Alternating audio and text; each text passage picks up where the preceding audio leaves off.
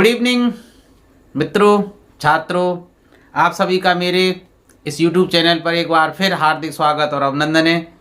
तो देखिए, 2-3 दिन मेरी तबीयत खराब रही थी। फिर मैंने कल एक मॉडल पेपर सामाजिक ज्ञान का डाला था, तो उसमें ढेर सारी शिकायतें आईं कि सर आपने इंग्लिश वालों को धोखा दिया। एक्चुअल में मैं बहुत चाह रहा था कि इंग्लिश मीडियम में डालूं, लेकिन समय नहीं मिल पा रहा था और तबीयत ख़राब होने के कारण मैं वीडियो शूट नहीं कर पाया था। 2-3 दिन में बिल्कुल चारपाई पे पढ़ा ही रहा था। आज स्कूल से जैसे ही मैं 1:30 बजे के लगभग घर आया तो मैंने तुरंत सोच लिया कि भाई कुछ भी हो जाए। तो मैं तभी से लगातार प्रश्नों का संकलन करके और अब शाम के 7 बजे इसको वीडियो को शूट कर रहा हूँ। देखते हैं आप तक कब तक पहुँच पाता है। तो देखिए, जैसा बने, ठीक है, इसको झेल लेना। फिर भी मैंने काफ़ी अच्छा प्रयास किया। जितने भी आपके ए पार्ट के प्रश्न हैं, जो 40 नंबर का मामला है, तो 40 नंबर्स के लिए मैंने बहुत अच्छे प्रश्नों का संकलन किया है। जैसे ऑब्जेक्टिव के लिए मैंने 101 प्रश्नों का संकलन किया है। फिर ट्रू और फॉल्स के ढेर सारे सवाल लिए, रिक्त स्थानों की पूर्ति के लिए ढेर सारे सवाल लिए।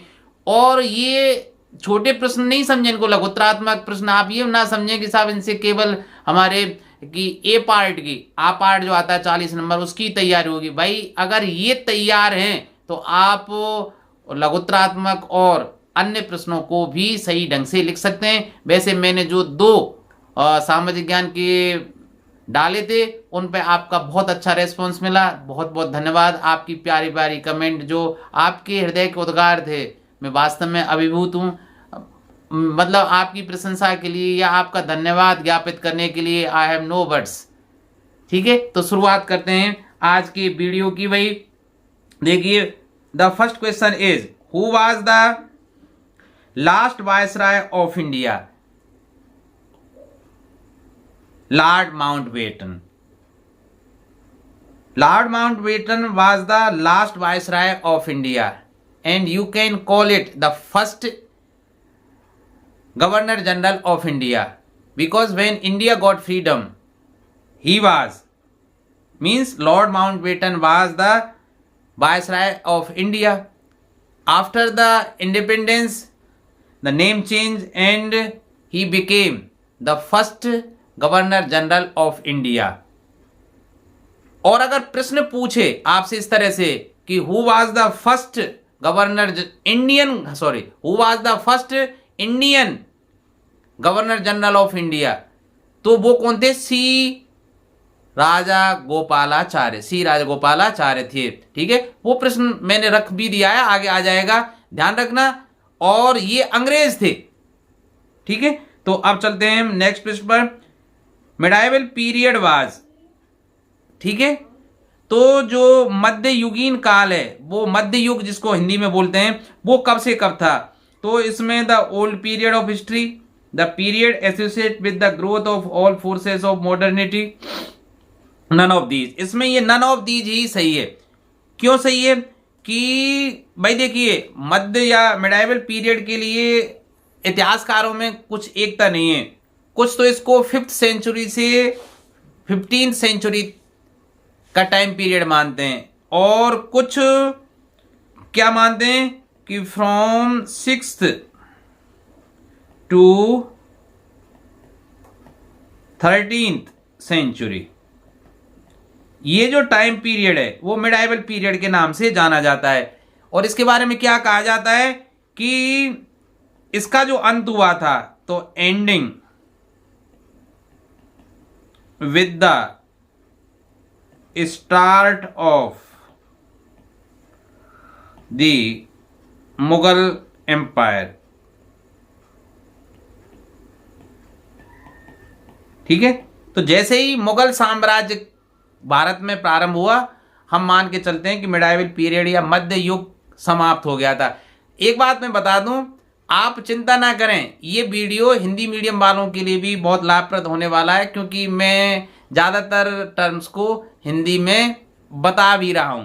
ठीक है, अब देखिए third question. The British thought surveys were important for, ध्यान रखना, देखिए जो इंग्लैंड वाले थे इन्होंने ही भारत के लोगों को ये सिखाया था कि जो भी आप काम करें उसकी एक प्रति रखें। जैसे आजकल कोई भी आदेश होता है वो लिखित में होता है, तो वो सब चीज लिखित में रखते थे। तो इसका वो क्यों रखते थे, वही इसमें पूछ रहा है कि British thought surveys were made important for, जो सर्वे कराते हैं ना आज, वो सर्वे क्यों इंपॉर्टेंट थे। राइटिंग हिस्ट्री, अरे हिस्ट्री से मतलब नहीं था, वो तो भारत का शोषण करने के लिए आए थे, व्यापारी के रूप में घुसे और शासक बन गए थे। तो राइटिंग हिस्ट्री ये गलत है। इफेक्टिव जजमेंट ये भी गलत है। इफेक्टिव एडमिनिस्ट्रेशन, अच्छा शासन चलाने के लिए वो सर्वे कराते थे, जबकि इंडियन जो राजा महाराजा तो बस अपनी तलवार के दम पर चलाना जानते थे। ठीक है, तो option C will be correct in the third question. Fourth question, the British preserve official document because, देखिए ऑफिशियल जो डॉक्यूमेंट थे उनका संरक्षण अंग्रेजों ने हमको सिखाया। क्यों सिखाया भाई। The preserve document reveal the progress made by country in the past, बिल्कुल ये भी सही है, पर सब ऑप्शन पढ़ के देख लेना, क्योंकि अगर आप डॉक्यूमेंटों को या संरक्षित रखोगे तो आपने क्या भविष्य में या भूतकाल में प्रोग्रेस या उन्नति की थी उसके बारे में पता लग जाता है। अब हम इतिहास पढ़ते हैं तो वो इन डॉक्यूमेंट के आधार पर ही तो पढ़ते हैं। One can study the notes and report which were prepared in the past, ये भी सही लग रहा है।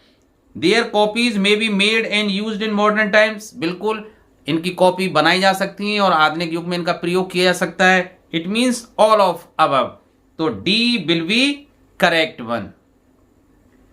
Who started school for Muslim girls in Patna and Calcutta, तो देखिए इसमें मुमताज अली नहीं, बेगम, हाँ ये सही है, बेगम रोके शेखावत हुसैन, ठीक है ये सही है, बी ऑप्शन। छठा प्रश्न देखिए, the first Urdu novels begin to be written from, जो छठा उर्दू का उपन्यास है वो कब से लिखना शुरू हुआ था, तो वो शुरू हुआ था भाई, इसको तो आप रट लें, late 19th century, option D. अब सातवां प्रश्न बहुत इंपॉर्टेंट है, the first English factory was set up in the year, कौन से वर्ष में और पहली अंग्रेजों ने फैक्ट्री स्थापित की थी भाई, तो ये था 1651, 1651 ईस्वी में, तो option B will be correct one. 8th question, who discovered the sea route to India in 1498, 1498 में किसने भारत के समुद्री मार्ग की खोज की थी, अर्थात समुद्री मार्ग से होते हुए कौन इंडिया आया था, वास्को द गामा। ठीक है, वो गया तो अमेरिका की खोज करने के लिए था, लेकिन गलती से कहां गया, भारत आ गया था, कौन, वास्को द गामा। कहां है, ऑप्शन डी में, Vasco the gamma, option D is the correct one. Which is not the source of describing history, आपको यह बताना है कि इसमें से इतिहास को बताने वाला स्रोत कौन सा नहीं है। डायरीज ऑफ प्यूपिल ये तो है भाई, ठीक है। कन्वर्सेशन बिटवीन टू प्यूपिल, ये नहीं भाई हिस्ट्री, अरे दो लोगों की बातचीत है वो तो अब हो रही है, तो वो हिस्ट्री के बारे में कैसे बताएगा, तो ये ही ऑप्शन सही होगा। देखिए हिस्ट्री को बताने के लिए accounts of pilgrims and travellers, ये तो है भाई। ऑटोबायोग्राफीज ऑफ इंपॉर्टेंट पर्सनैलिटीज, आत्मकथाएं जो महत्वपूर्ण व्यक्तियों की हैं वो इतिहास के बारे में बताती हैं, तो सारे ऑप्शन सही हैं, केवल बी को छोड़कर। यही पूछ रहा है which is not the source of describing history, कौन सा स्रोत इतिहास को सही व्याख्या नहीं कर सकता। 10वां प्रश्न, the national archives of India came up in the, पढ़िए इसको, तो आपके हिसाब से कौन सा होना चाहिए, 1920, ऑप्शन बी। आप ये कहेंगे सर आज इतनी व्याख्या नहीं कर रहे हैं क्योंकि टाइम नहीं है, 8:15 हो चुके हैं और मुझे अभी ये वीडियो पूरा करना है, 9 साढ़े 9 तक होगा ये वीडियो, फिर इसको एडिट करना है और फिर इसको अपलोड करना है। मैं गांव में रहता हूँ, यहाँ ये नेट की स्पीड इतनी होती नहीं है, तो हो सकता है आप तक पहुंचते पहुंचते ये 10 बजा दे। 11वां प्रश्न देखिए, European trading companies were attracted to India due to, Europe की जो कंपनियां आई थी, इंग्लैंड वाले, फ्रांसीसी, पुर्तगाली, ये सब क्यों आए थे, भारत की तरफ क्यों आकर्षित हुए थे? चीप लैंड, सस्ती जमीन के लिए नहीं, चीप लेबर, सस्ती मजदूरी के लिए नहीं, ये भी नहीं, ये भी नहीं, रॉ मटेरियल लाइक कॉटन, क्योंकि यहाँ कच्चा माल बहुत सस्ता मिलता था, चाहे कॉटन की बात करें, सिल्क की बात करें या मसालों की बात करें। तो option C is the correct one. Competition among the companies resulted in, अगर कंपनियों के बीच में कंपटीशन होगा तो उससे क्या होगा? रिड्यूस प्रॉफिट ऑफ कंपनीज, ये ही सबसे ज्यादा सही, ये भी सही है भाई। तो अब देखते हैं इनमें चारों में सबसे ज्यादा सही कौन सा है। Quality of good increase, quality भी बढ़ती है, बिल्कुल सही है। प्राइस बिकेम लो, प्राइस भी कम हो जाती है। नन ऑफ दीज, अगर ऑल ऑफ अबव होता तो मैं इसको डी कर देता। तो अब इन सब में से सही, अब देखिए अगर आपको सब सही लगे तो फिर ये देखिए इनमें से बेस्ट ऑप्शन क्या हो सकता है। अगर दो या दो से अधिक कंपनियों के बीच में कंपटीशन है किसी चीज के बनाने के लिए, किसी चीज के लिए, तो सबसे बड़ी बात है कंपनियों का प्रॉफिट कम होगा, वो सस्ते में बेचेंगी, अच्छी क्वालिटी बेचेंगी। तो I think A is the best answer for this question.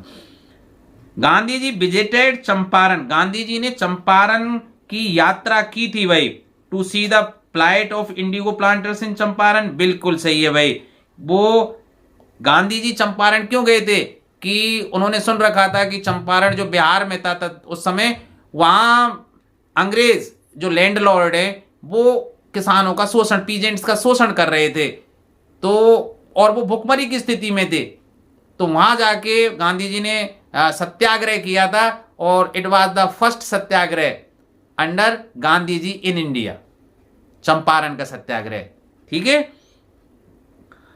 Who devised the new system of revenue called Mahalwari, तो मैंने कल बताया था महालवाड़ी दो शब्दों से बनाए। महाल का मतलब होता है ग्राम या शहर, और बाड़ी मतलब व्यवस्था। तो ठीक है, तो इसका मतलब पहले क्या था कि हर किसान से टैक्स लिया जाता था, जमीन का कर लिया जाता था। तो अंग्रेजों ने एक बहुत चाल चली कि क्यों ना गांव के एक व्यक्ति को वो बना दिया जाए, मुखिया बना दिया जाए, कि भाई हम सबसे टैक्स नहीं लेंगे, आप सबसे टैक्स उगाकर हमें जमा कराएंगे। तो ये व्यवस्था क्या कहलाई? महालवाड़ी, जिसमें गांव के जो व्यक्ति एक होता था, जो सबसे ज्यादा पैसे वाला था, वो सब किसानों से टैक्स को उगाता था और फिर उसको कहां जमा कराता था?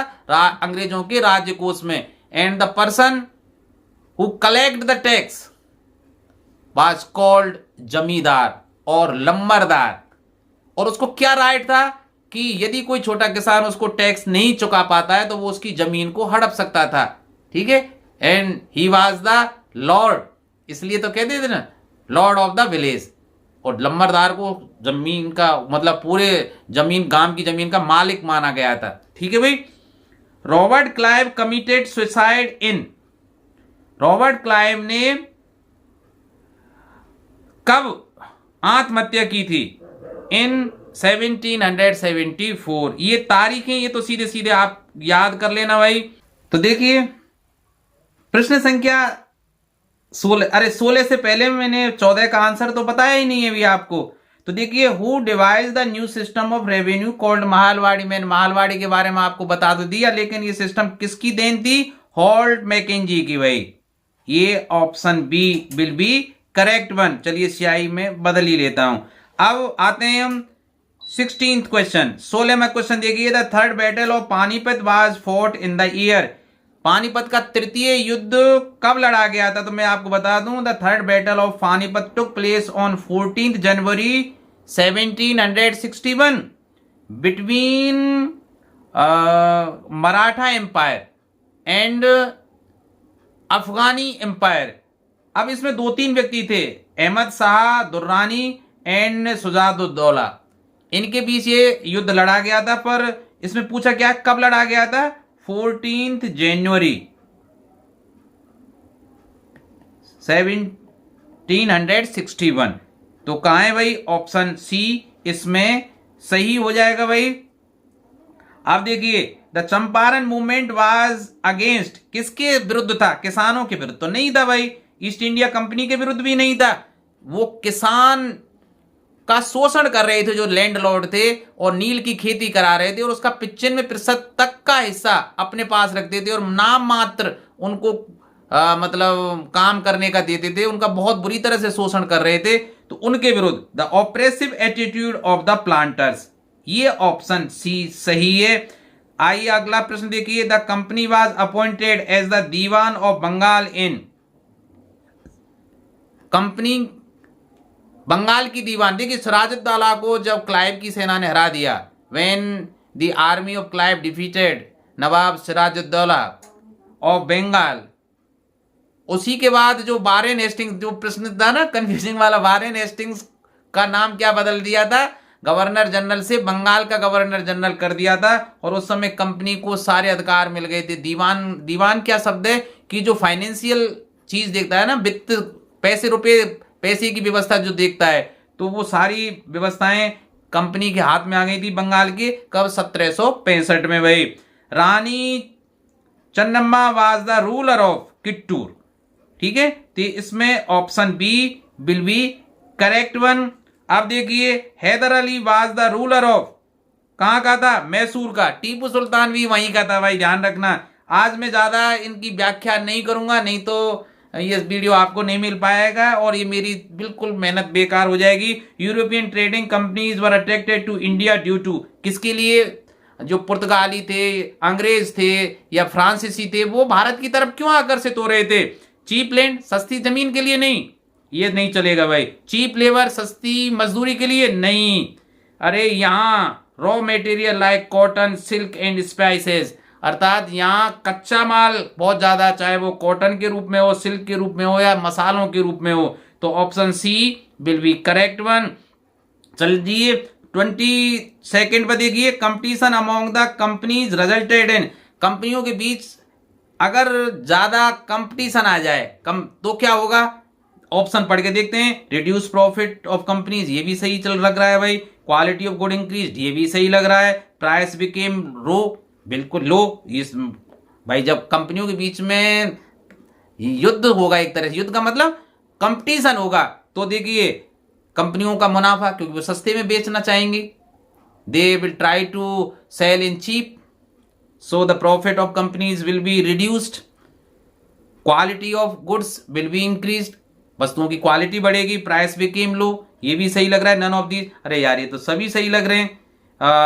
एबीसी में से तो सबसे अच्छा ऑप्शन क्या हो सकता है मेरे हिसाब से? A is the best answer.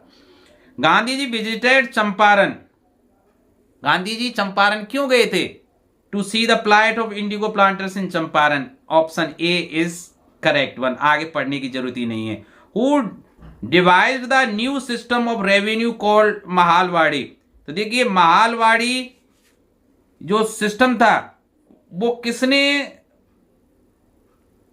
बनाया था? ये तो अभी आ गया था भाई, 24वां प्रश्न, ये तो महालवाड़ी वाला, ये कहां था भाई? महालवाड़ी, ये 14, ठीक है, ये रिपीट हो गया भाई। हॉल्ट मैकेंजी ने किया था ना, Holt Mackenzie, sorry for repetition. Option B, which of the following was not the presidency, इनमें से कौन सी प्रेसिडेंसी नहीं थी? देखिए बंगाल प्रेसिडेंसी थी, ठीक है भाई, और मद्रास भी थी, बॉम्बे थी, ये तो तीनों प्रेसिडेंसी थी, ठीक है। कौन नहीं था फिर? कालीकट नहीं थी, तो option D will be correct one.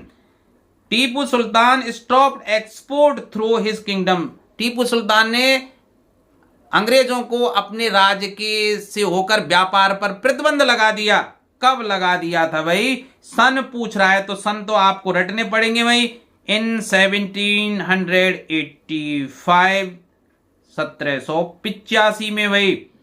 अब देखिए, how much proportion of Indigo was imported from India by British. देखिए यहां खेती कराते थे, इसको ले जाकर अंग्रेज क्या करते थे अपने देश में, और फिर नील, आप जानते कपड़ों में देने के लिए, सफेद कपड़ों में जिससे वो नीलापन आ जाता है, कपड़े में चमक भी आ जाती है, फिर बनाकर वहां से लेकर आते थे। तो 95% कहां से आती थी? हमारा ही माल अंग्रेज ले जाते थे इंग्लैंड और वहां से बनाकर और नील बनाकर हमें बेचते थे महंगे दामों में। तो लगभग 95% नील कहां से चलती थी? इंग्लैंड वालों की। H.T. Colebrooke describes the conditions of the under tenants farmer in, कब इन्होंने वर्णन किया था? तो सन वाले प्रश्न मैंने ज्यादा रखे हैं, ये 1806 में भाई। The Bastar rebellion in central India broke out, Bastar की जो क्रांति हुई थी मध्य भारत में, वो कब हुई थी भाई? ये 1910 में भाई। B, which revolt was popular in Maharashtra in 1940, Maharashtra में 1940 में कौन सी जो क्रांति या विद्रोह था वो प्रसिद्ध हुआ भाई? ये कौन? बर्ली वाला, दी बर्ली। ये बर्ली वैसे मुंबई में है भाई, अपने आप महाराष्ट्र मुंबई में है, तो आप थोड़ा ध्यान से अगर देखें तो तुक्का मार सकते हैं भाई। द खुन्स लिव्ड इन उड़ीसा, ये आसान है भाई। कहां रहते थे भाई? उड़ीसा में रहते थे। What type of lives did the herders live, ठीक है, जो चारवाहे थे वो किस तरह का जीवन जीते थे भाई? नोमैडिक, ठीक है, आप जानते हैं। Zoom cultivation is the practice these days in, zoom जो खेती है आप जानते हैं जूम खेती कैसे भाई? किसी एक जगह खेती की, मतलब अगर जैसे प्लांटेशन हो रहा है बहुत ज्यादा, तो वहां पेड़ों को काटा, मतलब जलाकर फिर साफ किया, कुछ समय तक खेती की। जब उसका उपजाऊपन समाप्त हो जाता है तो जमीन को छोड़कर किसी अन्य जगह पर हम खेती करने लग जाते हैं, तो इसको स्थानांतरित कृषि भी कहते हैं। तो zoom cultivation is practice these days in eastern states of India. A, eastern states, क्योंकि वहां जो जमीन है वो फ्लैट नहीं है, समतल नहीं है भाई। तो देखिए अब 34वां प्रश्न देखिए, Santhals tribe rose in revolt in the year, Santhal जो जनजाति है भाई, उन्होंने कब विद्रोह किया था? 1855 में। B, the sepoy were angry with the British because, sepoy soldiers को कहते थे, आर्मी मैन को सिपोय वो बोलते थे। क्यों भाई वो क्यों नाराज थे? राजा महाराजा तो उन अंग्रेजों की नीतियों के खिलाफ थे, दत्तक पुत्र लेने नहीं देते थे, धीरे धीरे राज्यों को हड़पते थे, अपने यहाँ सेना रखते थे अंग्रेजों की और खर्चा राजाओं से लेते थे, धीरे धीरे राजाओं में फूट डालकर अपने उनके राज्यों को हड़प रहे थे। तो पर सैनिक क्यों विद्रोह कर रहे थे? बिकॉज जो उनको कार्ट्रिज मिल रही थी उनमें सुअर या गाय की चर्बी मिली हुई थी, ठीक है। तो ऑफ द कार्ट्रिज एपिसोड के कारण ही रिवोल्ट कर रहे थे sepoy were angry due to the cartridge episode. तो option B will be correct one. Which emperor blessed the mutiny? Bahadur Shah Zafar, ये तो आपको याद होगा। B, the idea of widow remarriage was advocated by, कि भाई विधवा का विवाह हो, इसकी वकालत सबसे पहले किसने की थी भाई? तो कुछ जो सबसे बड़े समाज सुधारक हुए दो ही हैं, स्वामी दयानंद सरस्वती और विवेकानंद। इनको भाई भारतीय समाज के सुधार का जनक कह सकते हैं।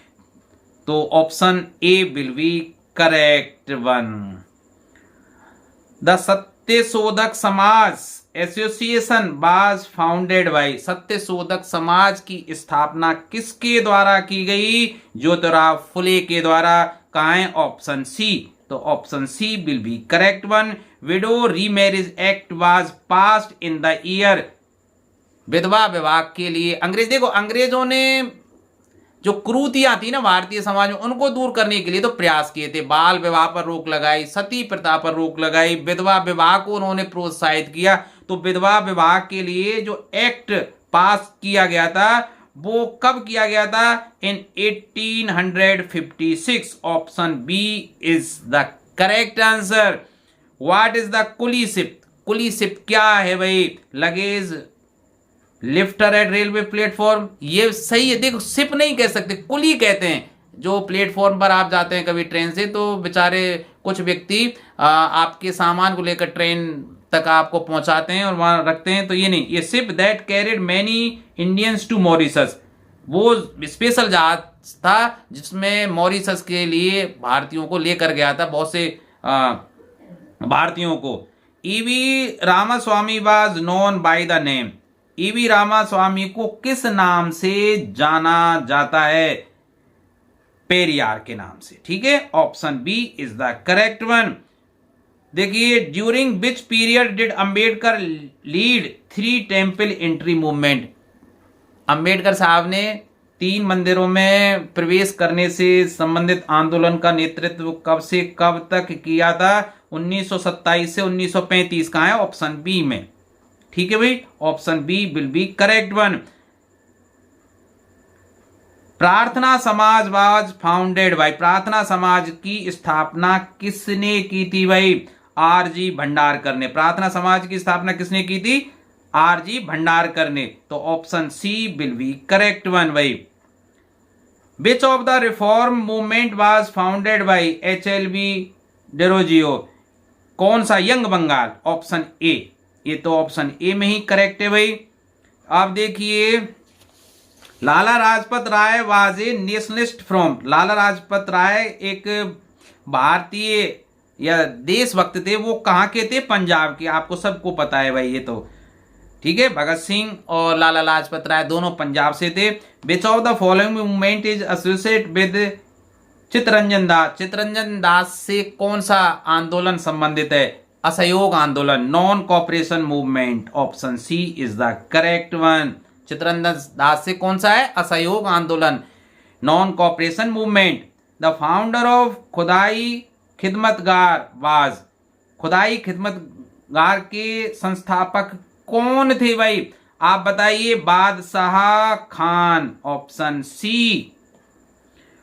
Who established Natal Congress? किसने? आप इसको तो जानते हैं भाई, सब जानते हैं। कौन थे भाई? Mahatma Gandhi, option B. Bengal was divided by the British, ये बहुत बड़ी बात थी। बंगाल का विभाजन अंग्रेजों ने कर दिया था 1905 में, इन 1905। ठीक है भाई। अब देखिए, Hindustan socialist Republic association was related with the nationalist, ये हिंदुस्तान सोशलिस्ट रिपब्लिक एसोसिएशन किससे संबंधित है? आपके सबसे पसंदीदा क्रांतिकारी कौन? पढ़ के देखिए इनमें से।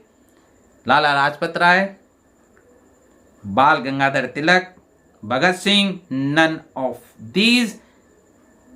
सही पहचाना, भगत सिंह। तो option C is the correct. अब आप कहेंगे सर आज तो सी ज्यादा सही है। अरे C is the first character in my name. तो सी थोड़ी तो यार जो पक्षपात थोड़ा सब करते हैं। ठीक है, मजाक की बातें चलते हैं। The vernacular press act was enacted in, vernacular जो एक्ट है वो कब लागू हुआ था भाई? कब ये शुरू हुआ था? 1878 में। In option C, again C, C is the correct one. Albert bill was introduce in, Albert bill कब लागू हुआ था भाई? बताइए तो। अब तुक्का मार, अरे वहां सी मत बताना यार, ये तो मैंने जानबूझ के सी में रख दिए हैं। 1883, 1883। Again C is the correct one. मजा लेने के लिए ना आप लोगों से भाई। देखो, एक तो ये कि आपको पढ़ाते चलें, पेलना होता है वो तो गलत, आपको बोर करना होता है। मैंने जानबूझकर ऐसा कर लिया था, कोई बात नहीं ना। आप भी खुश रहिए, इसी तरह पढ़ते रहिए। ठीक है, मन होना चाहिए। जब हमारी दृढ़ इच्छा शक्ति अंदर से जाग जाती है कि हमें पढ़ना है, कोई आपको नहीं रोक सकता। पढ़ो ऐसे कि लोग बाग आपकी विद्वता को सलाम करें। चलती, second world war ended in, द्वितीय विश्व युद्ध कब समाप्त हुआ था? ये तो आपको पता है भाई, कब हुआ था? इन 1945, 1939 से 1945 तक चला था। तो सी इज अगेन करेक्ट आंसर। उब गए यार सी से। चलिए, अगले वाले प्रश्न में सी नहीं आएगा, पहले ही कह देता हूं, भविष्यवाणी कर दे। चलो, the fight for Purna Swaraj was fought under the presidency. पूर्ण स्वराज जो आंदोलन चलाया गया था वो किसके नेतृत्व में चलाया गया था, बताइए? पंडित जी। कौन Pandit ji? Jawaharlal Nehru. Option B is the correct one. Resources are distributed unequally over the earth. स्रोतों, जो स्रोत हैं हमारे, है ना, वो पृथ्वी पर अनियमित रूप से, कहीं तो प्राकृतिक संपदा भरपूर है, कहीं कुछ नहीं है। अगर आप दक्षिण अफ्रीका चले जाएं, बहुत भुखमरी, इथियोपिया, ये जिम्बाब्वे, दक्षिण अफ्रीका जो है ना, ये तंजानिया, इतनी गरीबी है, अब भी पहनने के लिए कपड़े नहीं है। हम तो लाखों करोड़ों अरबों लोगों से बहुत अच्छी स्थिति में, कम से कम है ना, इस जो मुकाम पर हमें ना, नहीं आपको लगता है कि सऊदी अरब में बहुत पैसे वालों का नहीं है यार। अभी नोमैडिक जो इंडियन है ना, वो दीपांशु, वो गए घूमने के लिए 400 500 किलोमीटर, कुछ है ही नहीं वहां। लोग केवल ऊंटों को पाल कर जी रहे हैं यार। इस देश को नमन कीजिए जहां हम पैदा हुए हैं यार। हर चीज मौजूद है खाने के लिए, हर चीज, वनस्पतियां, फल, सब्जी, क्या नहीं मिल रहा है यहाँ। ठीक है, अब होनी हृदय में जगह चाहिए, एक दूसरे से प्रेम चाहिए, नहीं तो क्या नहीं है, अनावश्यक तनाव पैदा नहीं करना चाहिए। चलिए यहां आ जाते हैं। तो इनका जो डिस्ट्रीब्यूशन है वो ऐसा क्यों है, अनइक्वली क्यों है? द डिफरेंट नेचुरल कंडीशंस के कारण। यही सही लग रहा है यार, और को पढ़ के देख लेते हैं। Level of development, technologic level, no, option A is the correct one. ठीक है, तो अब तो सी नहीं आ रहा है भाई। चलिए, अरे इसमें लिखा हुआ था, मैंने ये लिख दिया था। ठीक है, resources drawn from nature and used without much modifications are called. मतलब सीधे प्रकृति से स्रोतों का प्रयोग किया जाए बिना मॉडिफिकेशन के, बिना सुधार के, उनको क्या बोलेंगे? प्राकृतिक स्रोत बोलेंगे, natural resources. Where is natural resources? Option B is the correct one. The basis of classification of resources are, किसके आधार पर किया जाता है? Level of development and use, इसके आधार पर भी करते हैं भाई, ओरिजिन के आधार पर भी करते हैं, स्टॉक एंड डिस्ट्रीब्यूशन के आधार पर भी करते हैं। ये मैंने अपना जो मॉडल नंबर 2 कल जो डाला था ना, उसमें मैंने बताया था कि संसाधनों का वर्गीकरण किस आधार पर किया जाता है। ठीक है, एक तो हम प्राकृतिक और मानवकृत वाले कर देते हैं, फिर उत्पत्ति के आधार पर, समाप्यता के आधार पर, मैंने बताया था ना। नहीं तो कल वाली वीडियो को देख लेना, तो ऑल ऑफ दीज हो जाएगा। Option D will be correct one. The resources of whose quantities are known, संसाधन जिनकी मात्रा को आप जानते हैं, आपको पता है, नेम्ड एज द, उनको क्या नाम दिया जाएगा? Potential resources, actual resources. Option B will be correct one. Type of farming to meet family need is known as, उसको तो आप कल भी मैंने बताया था, याद आ गया ना? ठीक है, सब्सटेंसेस। ठीक है, option A will be correct one. ये प्रश्न हिंदी मीडियम मैंने कल जो डाला था उसमें भी था। ठीक, विच of these is not commercial farming, इनमें से कौन व्यापारिक फसल नहीं है? बताइए। कमर्शियल ग्रेन, मिक्स्ड, ये भी है, ये भी है, ऑर्गेनिक नहीं है भाई। और एक ऑर्गेनिक में तो कृत्रिम खादों का और प्रयोग नहीं करते, या कीटनाशकों का प्रयोग नहीं करते, केवल ऑर्गेनिक मतलब प्राकृतिक खाद और बीज का प्रयोग करके फसल को पैदा किया जाता है। सो ये कमर्शियल या व्यापारिक फसल नहीं कह सकते, तो option C is the correct one. State government have authority to make rules on subject, राज्य सरकार, देखिए केंद्र सरकार 2 चीज पे कानून बना सकती है, केंद्र के विषयों पर और स्टेट सब्जेक्ट्स पर। ठीक है, जो समवर्ती सूची कहलाती है ना। लेकिन राज्य सरकार केवल राज्य से संबंधित विषयों पर कानून बना सकती है। तो एशियन कंसर्न, अरे एशिया के लिए स्टेट गवर्नमेंट नहीं बना सकती, तो नहीं हो सकता। नेशनल कंसर्न, राज्य नहीं बना सकता, संसद बना सकती है, पार्लियामेंट बना सकती है। बोथ ऑफ दीज, ये भी नहीं हो सकता, नन ऑफ दीज, ये सही है। तो option D is the correct one. अरे राज्य के लिए बना सकती है और राज्य यहां है नहीं, तो नन ऑफ दीज आएगा इसमें। Who has a role to play in information of government under universal adult suffrage, तो देखिए ऑल एडल्ट इंडियन, ए। ये तो सरल प्रश्न था। The fight for Purna Swaraj was fought under the presidentship. भाई मैंने जल्दी जल्दी ये प्रश्न लिखे तो ये रिपीटेशन हो गया है। अंडर प्रेसिडेंशिप ऑफ जवाहरलाल नेहरू, थोड़ी देर पहले आया था, रिपीटेशन हो गया भाई। Who was the first Indian governor general of free India? कौन था इंडियन गवर्नर जनरल? ध्यान रखना, इंडियन गवर्नर जनरल सी राजा गोपालाचारी। सी आ रहा है ना मेरे नाम का, ठीक हाँ। और अगर केवल इंडियन शब्द में नहीं लगाऊं, who was the first governor general of free India? Lord Mountbatten, and he was also the last viceroy of India. अंतिम वायसराय था, प्रथम गवर्नर जनरल था, लेकिन प्रथम भारतीय गवर्नर जनरल कौन था? C Raja Gopalachari. 74th question, give an example of biotic resources. जैव संसाधन का एक उदाहरण है, क्या है भाई? रॉक, ये तो अजैव है भाई। मिनरल्स, ये भी अजैव घटक है, ठीक है। एबायोटिक है, ये दोनों एबायोटिक हैं, एबायोटिक है, ठीक है। सॉइल, ये भी एबायोटिक है। एनिमल्स, ये है भाई। Option D is the correct one. Coal is an example of, coal किसका उदाहरण है भाई? Renewable resources. रिन्यूएबल का कैसे? कोल के भंडार तो बीतते जा रहे हैं, समाप्त होते जा रहे हैं भाई। तो पेट्रोल, डीजल, कोयला, ठीक है, ये सब क्या है? नॉन रिन्यूएबल रिसोर्सेज हैं, ठीक है। तो कोयला, option B is the correct one. Technology is an example of, technology किसका उदाहरण है? ह्यूमन मेड रिसोर्सेज, मानव निर्मित संसाधन का। तकनीकी किसका उदाहरण है भाई? मानव निर्मित संसाधन, ह्यूमन मेड रिसोर्सेज का। Option B is the correct one. Resources used carefully and giving them time to get renewed is called. Resources used carefully, संसाधनों का सावधानी पूर्वक प्रयोग किया जाए और उनको टाइम दिया जाए कि वो रिन्यू हो जाएं, वो क्या कहलाता है? संसाधनों का संरक्षण, resource conservation. B correct one.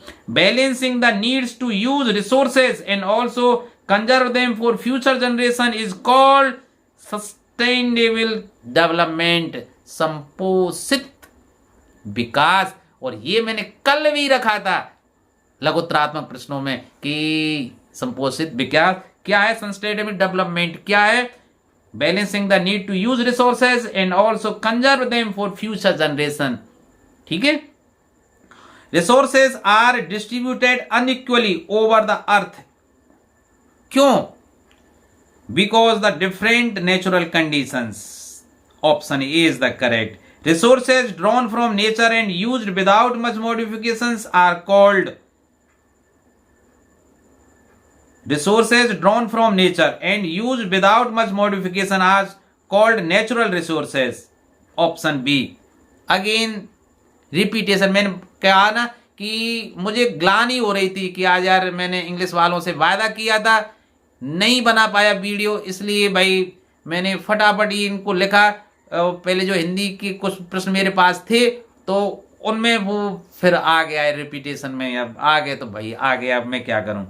तो जल्दी, क्योंकि मैं इतना टाइम मेरे पास नहीं था कि मैं इनको एडिट कर सकूं या देख सकूं कि कौन सा। मैंने तो बस आते ही इनको लिखा आईपैड पे और फिर आपके सामने इसको रिकॉर्ड कर रहा हूं। Sorry for inconvenience. The basis of classification of resources are level of development and use, origin, stock and distribution, all of above. Again repetition. The resources whose quantities are known named as actual resources. Australia use its largest portion of its area for pasture, चारागाह के लिए इस्तेमाल करता है अपनी ज्यादातर जमीन का। The lower most, सॉरी ये मोस्ट है भाई, writing mistake, lower most layer of the soil is, सबसे निम्न जो परत होती है मिट्टी की वो क्या कहलाती है? Parent rock. Option B is correct.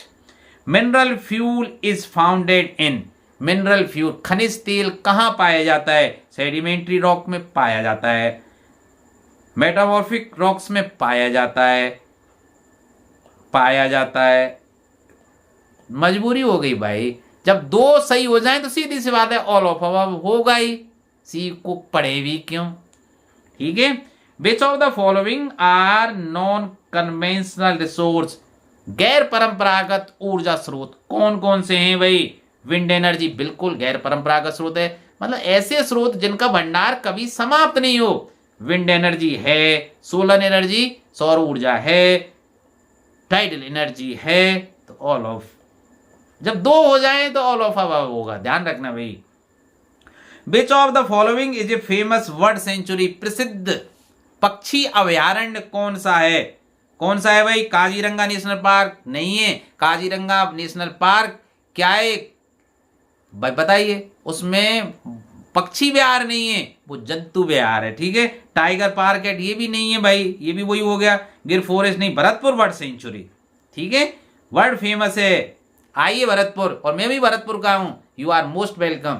आप जब भी आना चाहें, आपके पास मेरा नंबर है, नहीं तो मैं यहां लिख देता हूं 9829 86 86 04। अगर आप बाहर से हैं तो मैं आपको बस स्टैंड से ही पिक करूंगा, और यहाँ मथुरा और वृंदावन समीप है, आपको घुमा कर भी ले आऊंगा। श्री कृष्ण भगवान की जन्मभूमि और प्रसिद्ध ताजमहल भी है। ठीक, तो why is it necessary to increase the area under forest, why क्यों बढ़ाना होगा, जो वनों का एरिया है वो क्यों बढ़ाना होगा। देखिए, टू मेंटेन इकोलॉजिकल बैलेंस, बिल्कुल सही है।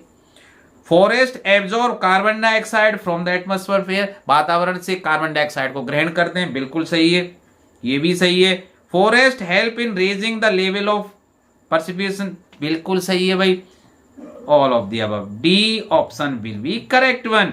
Which is not an example of ground water, जमीनी पानी का उदाहरण कौन सा नहीं है। वाटर फ्लोइंग इन रिवर्स, यही नहीं है भाई, पानी जो नदियों में बह रहा है वो इसका उदाहरण हो ही नहीं सकता। वाटर थ्रो वेल्स, कुओं से पानी तो जमीन से निकालेंगे। वाटर थ्रो हैंडपंप, वो भी जमीन से निकालेंगे। वाटर थ्रो समरसेबल पंप से जो पानी है वो भी जमीन से निकल रहा है। लेकिन flowing in rivers is not an example of ground water.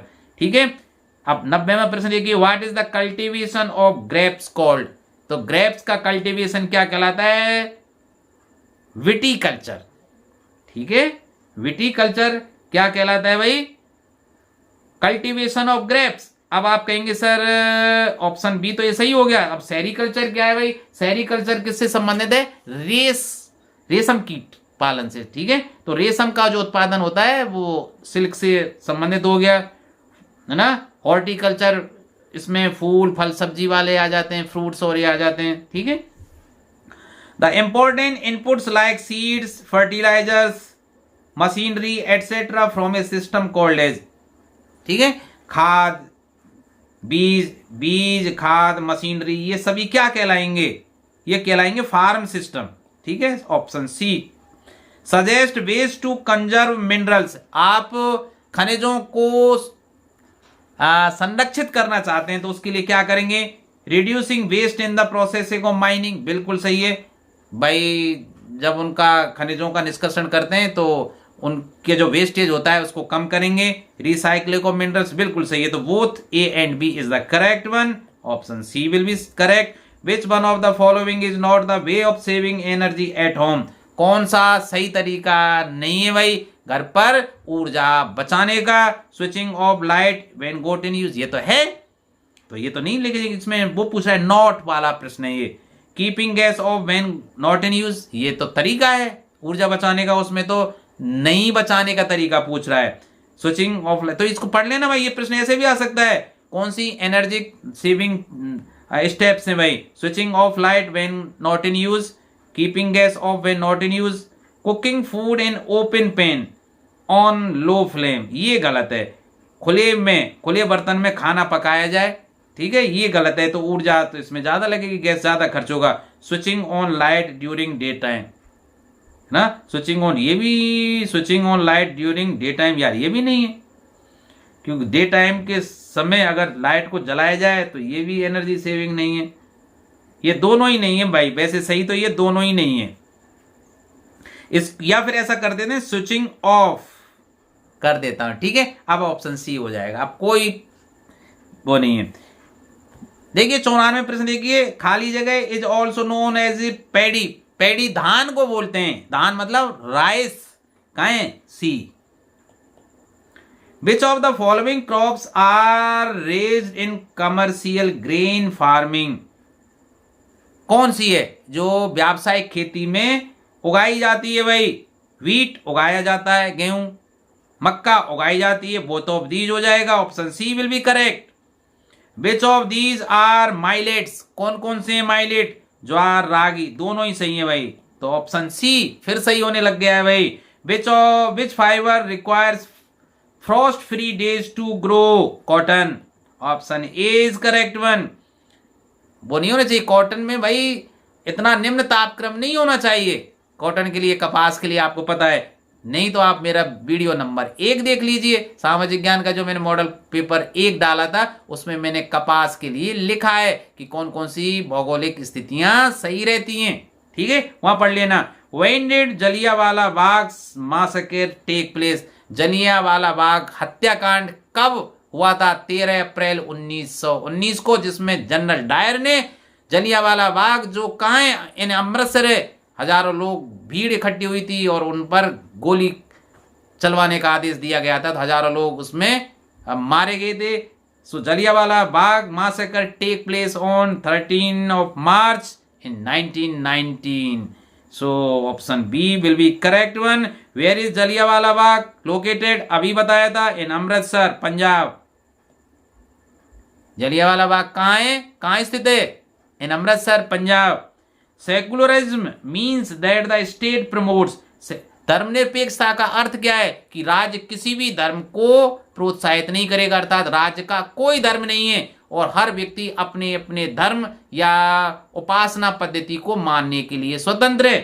तो वन रिलीजन गलत, नो रिलीजन, स्टेट का कोई रिलीजन नहीं होगा, option B will be correct one. Who was the first prime minister of free India, स्वतंत्र भारत का प्रथम प्रधानमंत्री पंडित जवाहरलाल नेहरू। कहां है भाई, ऑप्शन ए, ठीक है। तो 101 प्रश्न हुए भाई, अब जितने भी हुए हैं भाई, कुछ रिपीटेशंस में भी थे, जितने भी हुए बस आपको पढ़ने। अब मैं बहुत महत्वपूर्ण प्रश्न, देखिए ये जो मैचिंग वाले प्रश्न मैंने पहले रख लिए हैं, आपको आएंगे मैच करने के लिए 5 प्रश्न आएंगे, तो इनसे बहुत ज्ञान मिलेगा और इसमें कहीं से भी कुछ रख सकता है, तो मैंने तो पार्ट के हिसाब से रख दिए, वैसे ऐसे नहीं आएगा, उसमें 1-2 पार्ट को मिलाकर मैचिंग वाले प्रश्न बनाकर आपको देगा। तो चलिए, इससे बहुत रिवीजन होगा, आप वीडियो को स्किप नहीं करना है आपको, ठीक है।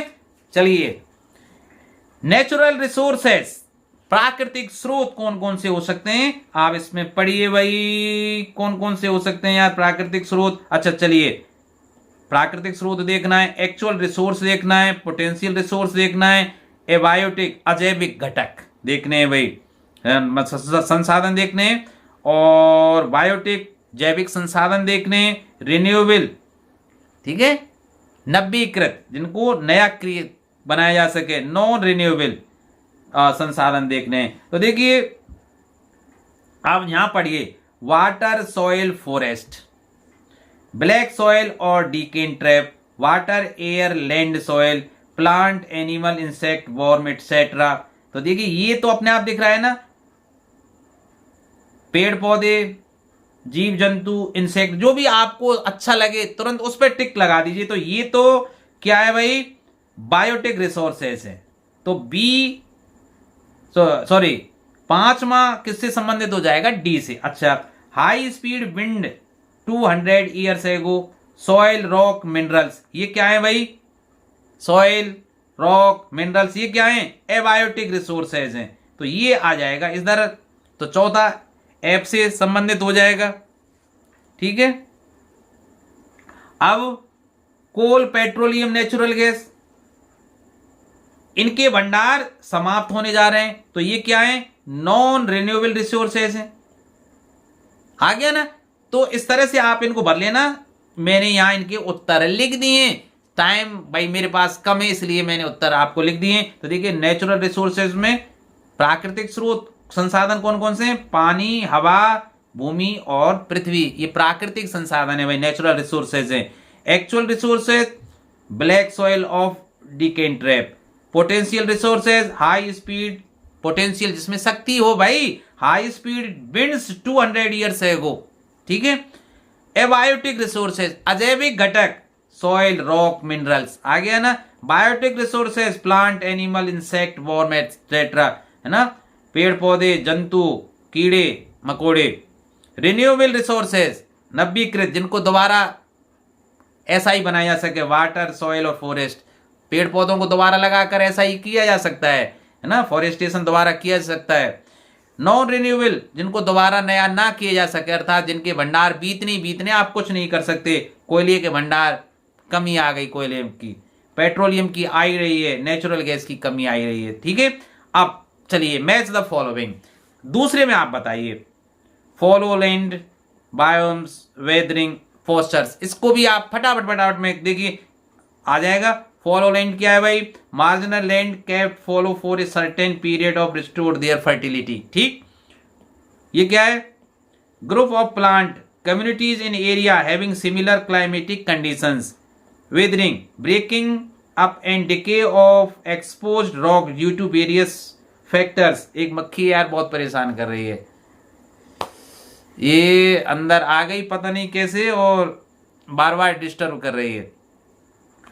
और pastures land covered with grass shrubs which animals are grazed freely. ठीक है, चारागाह आप जानते हैं ये तो।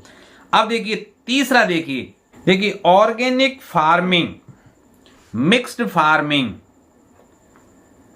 कंटोर फ्लोइंग, नोमेडिक हर्डिंग और फार्मिंग इकोसिस्टम। तो देखिए यहां ऑर्गेनिक फार्मिंग क्या होता है, इनको आप पढ़ लेना भाई। देखिए आपके पास भी टाइम इतना नहीं, इनको पढ़ लेना। अगर स्क्रीनशॉट लेकर आप पढ़ सकते हैं, मैं सीधे सीधे उत्तर पे आ जाता हूं। तो देखिए ऑर्गेनिक फार्मिंग क्या होती है, जैविक खेती क्या होती है, in which organic materials and natural pesticides are used, अर्थात जिनमें कृत्रिम ना तो बीजों का प्रयोग करेंगे ना खाद का प्रयोग करेंगे, केवल जो मूल वो है ना, जैविक खाद, गोबर का खाद और बीजों का ही प्रयोग हम करते हैं, तो वो ऑर्गेनिक खेती कहलाती है। मिक्स्ड फार्मिंग ये व्यावसायिक हित के लिए की जाती है। ठीक है। In which crops are raised and livestock are kept on the farm to have animal products. ठीक। काउंटर फ्लोइंग क्या है? The practice of ploughing against the slopes of the hill. ठीक। Nomadic herding in which herdsman move place to place with their livestock. जैसे देखते हैं ना कि पश्चिमी राजस्थान के लोग गायों को, भेड़ों को अब पूर्वी राजस्थान की ओर ले आते हैं भाई चराने के लिए, जब वहां चारे की कमी आ जाती है। Farming ecosystem farms animals and farmers together, ये सब इकोसिस्टम बनाता है। चौथा देखिए, चलिए कुछ अभ्यास कर लेते हैं आप।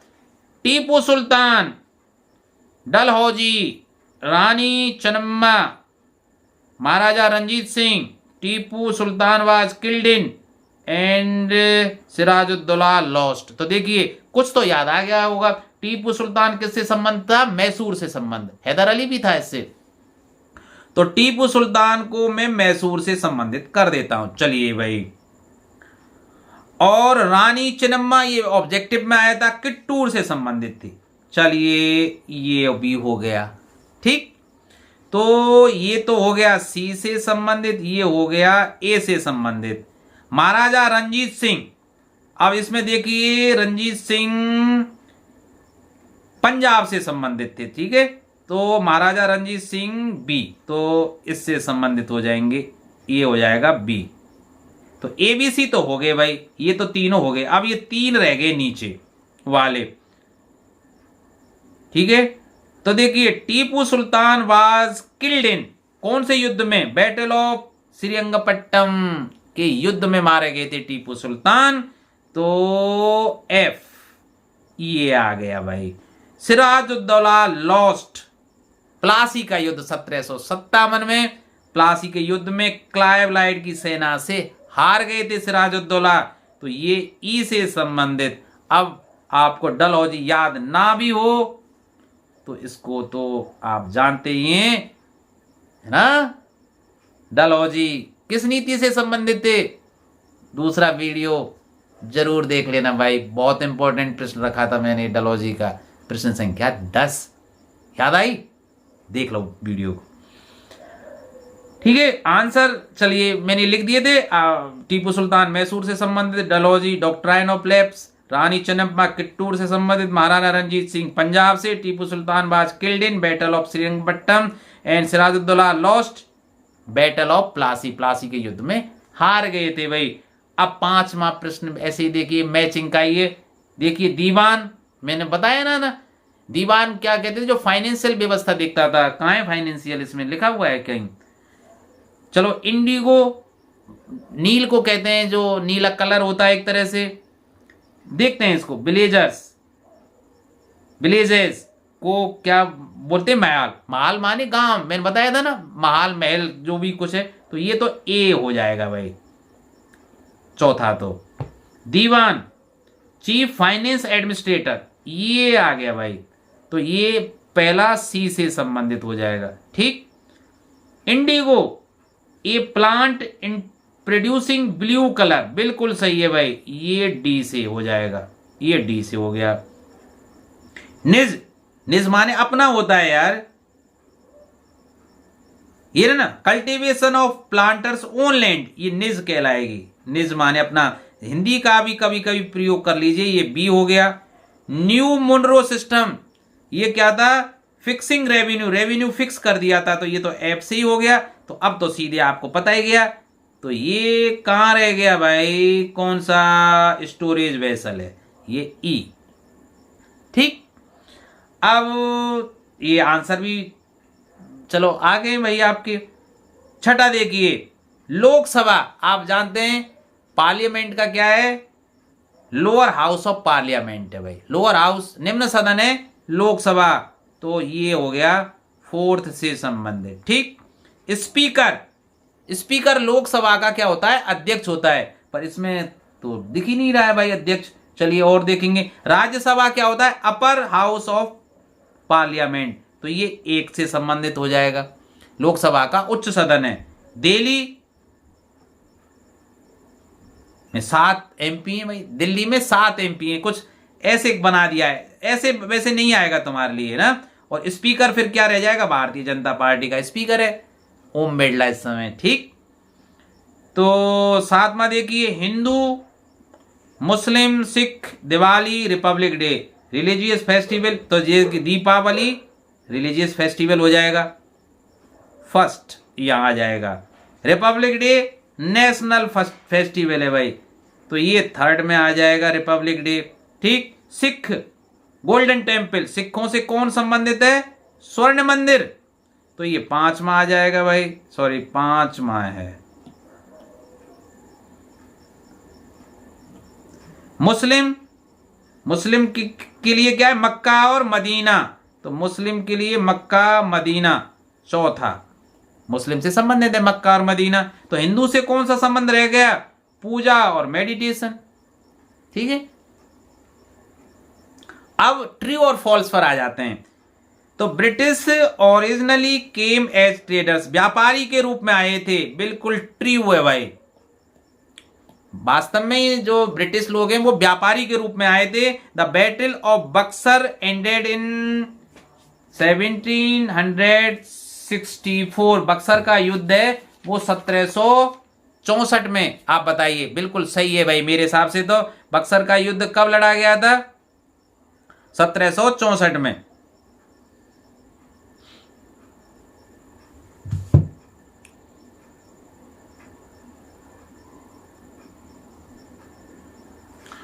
तो देखिए, बैटल ऑफ बक्सर कब लड़ा गया था? 22 अक्टूबर।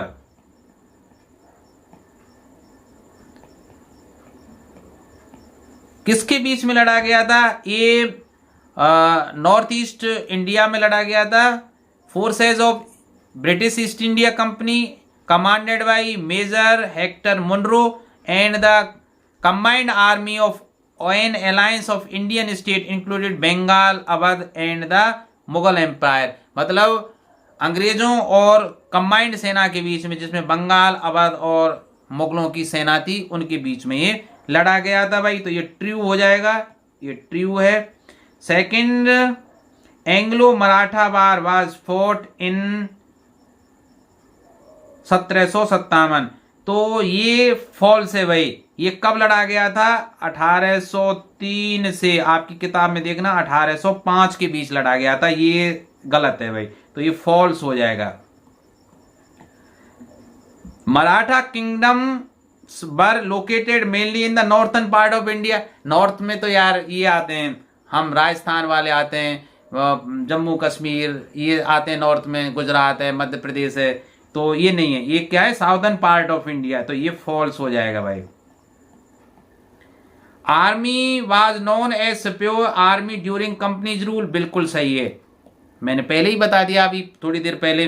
पंडित Ramabai supported economic independence of women, set up widows homes. इसके लिए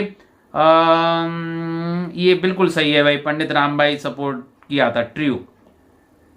सातवां देखिए, reformers got full support from all sections of the people of country. नहीं, सभी ने सपोर्ट नहीं किया था। हमारे देश में यही तो कमी रही थी, सबकी सोच अलग अलग रहती थी कि है ना, सुधारक सब, मतलब जो सुधार करना चाहते थे समाज में, उनके विरोधी पहले पैदा हो जाते हैं। अब नहीं देख रहे हैं, मोदी लाना चाह रहा है, कुछ सुधार करना चाह रहा है, तो विरोधी उसके पहले खड़े हो जाते हैं। चलिए इन बातों में नहीं जाते हैं, तो ये फॉल्स मानी जाएगा भाई। Jyotirao Phule set up schools for girl in Punjab, गलत है भाई, ज्योतिराव फुले इससे संबंधित नहीं थी, फॉल्स है ये भी। राजा Ram Mohan Roy was the founder of ब्रह्म समाज, बिल्कुल ट्रू है। राजा राम मोहन राय ने ब्रह्म समाज की स्थापना की थी। कब की थी? पहला देख लीजिए, आपने देख लिया होगा तो आपको याद होगा। People were dissatisfied with British rule in 1870 and 18, बिल्कुल सही है, ट्रू है भाई, संतुष्ट नहीं थे लोगों से। Child marriage restrain act was, अब ये, अरे यार ये रिक्त स्थान की पूर्ति आ गया कि बच्चों की अल्पायु में शादी वाला, या है ना, बाल विवाह निरोधी कानून कब आया था? ये क्या है भाई? चाइल्ड मैरिज रिस्ट्रेंड एक्ट, बाल विवाह निरोध कानून, ठीक है। ये कब आया था? ये 1900 कब आया था? 1929 में आया था शायद, 1929 में आया था, इन 1929, ठीक। एयर इज कमर्शियली वैल्यूएबल, बिल्कुल सही है, ट्रू है भाई। देख ही लिया आपने, जब ये कोरोना फैला था तो ऑक्सीजन की कितनी तबाह, मतलब मारा मारी हुई थी, एक एक सिलेंडर कितने कितने हजार रुपए का मिल रहा था।